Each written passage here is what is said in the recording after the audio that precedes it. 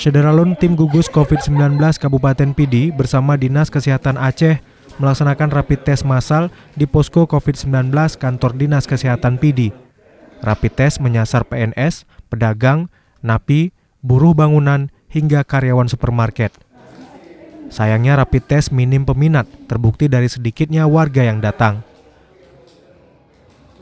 Mereka yang menjalani rapid test hanya dari kalangan petugas kesehatan, dari puskesmas, dan buruh bangunan. Bahkan dari target 1.500 orang, hanya diikuti 141 orang. Untuk hasil rapid test terhadap 141 orang ini sendiri, dinyatakan non-reaktif COVID-19. Dalam kesempatan lainnya, tim gugus COVID-19 Pidi juga akan menggelar rapid test pada 2 rutan di Pidi dan 1 lapas wanita di Gampung Tibang, Kecamatan Pidi. Hari ini biar puskesmas sambil menunggu lama juga nih. Dari Sigli, Muhammad Nazar, Serambi On TV.